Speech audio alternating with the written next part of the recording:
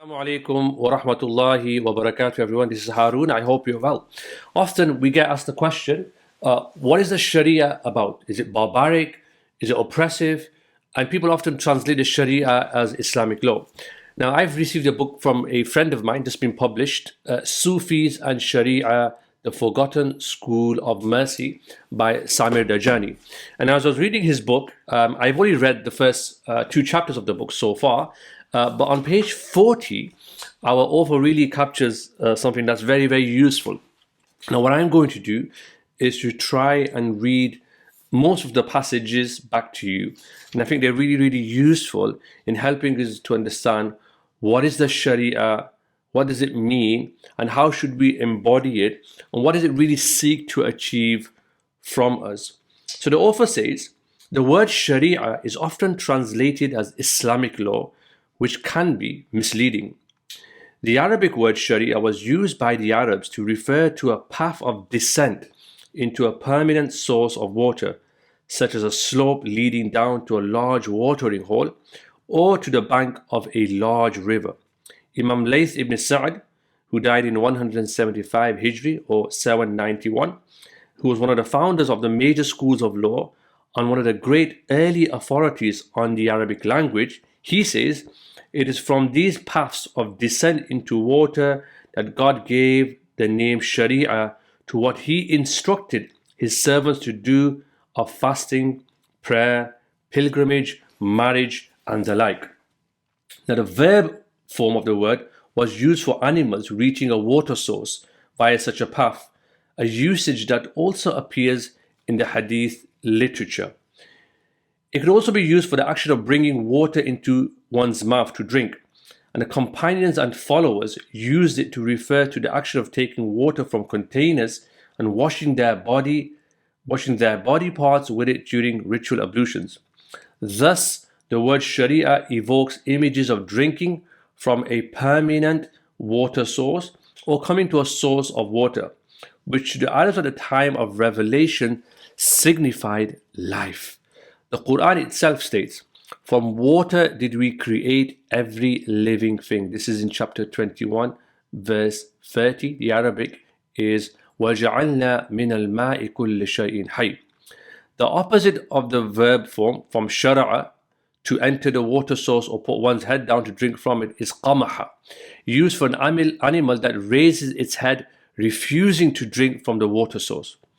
Remarkably, this word is used in the Quran only once, at the beginning of the chapter Yasin, which focuses on the themes of life and revivification. There it describes those who refuse to accept God's message as muqmahun, unable to lower their heads in order to drink from the water of life. This is in chapter 36, verse number 8.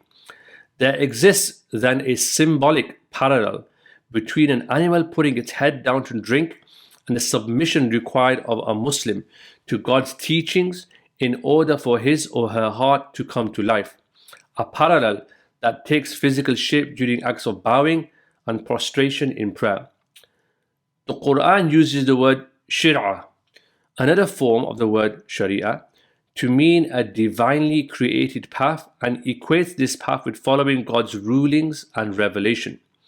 In the context of the teachings of the Quran, Torah, and Bible, the Quran addresses Muhammad sallallahu alaihi wasallam. Judge between them according to what God has sent down. We have made a path, shir'a, and a way of life, minhaj, for each of you. Many of the earliest Muslims, like the Prophet's cousin Ibn Abbas, explained the word Sharia as sabil, another word for path. The word is likewise connected to the related idea of opening a door or embarking upon something new. The Sharia was therefore a body of teachings that brought one to life, and a path set down or illumined by God's revelation. This is an eminently spiritual image. Then he quotes some passages from the Quran. Is he who was dead, and then we gave him life, and made for him a light with which to walk among people, the same as he who is in darkness upon darkness, from which he is unable to emerge. This is in chapter 6, verse 122. Believers, respond to God and His Messenger when He calls you to that which gives you life, and know that God comes between a man and his heart, and that you will be gathered to him.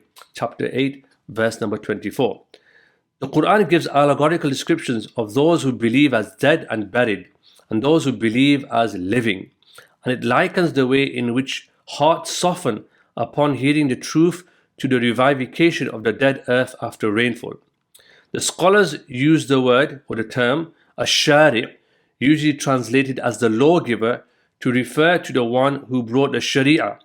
But perhaps the guide or the path maker are more fruitful translations to capture the image of bringing one to water or to life. Therefore, the use of words such as law, lawgiver, or legal theory in this work is only for the sake of convenience and convention, at the expense of accuracy and depth. Even the acts of worship prescribed by the Quran were given highly spiritual, even mystical names and descriptions. The wudu, translated as ritual ablutions, literally means illumination or shining. And the Prophet had said that his followers will be shining with bright light on the day of judgment because of the effects of their wudu.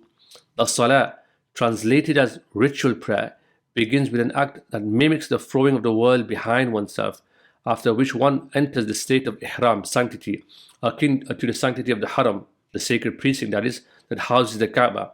And the Prophet himself said, when one of you stands to pray, God is before him when he prays. The very word for salah comes from a root word that denotes coming together or unity. The verb form, salah, was used by the Arabs to refer to straightening something in the fire, and it was used in the Quran to refer to exposure or entry into a fire.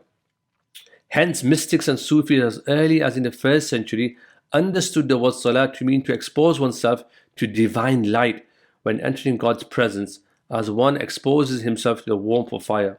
Even the word zakat, translated as obligatory charity, means growth and purification, as God addressed Muhammad in the Quran, take from their wealth a charity that cleanses them and through which you can purify them, and pray for them, for your prayers for them bring tranquility to them. This is chapter 9, verse 103. So you can see this from this passage of this book that I've just been reading at the moment, that the Sharia is much more vast and broad than what people often categorize it as. They kind of see the Sharia as just a bunch of laws or hudud, punishments, which are really limited in the Sharia, as kind of the covering everything in the Sharia. But the Sharia is much more deeper, much more powerful, much more useful than is often portrayed. So I hope you found that useful. And until next time, Assalamu alaikum wa rahmatullahi wa barakatuh.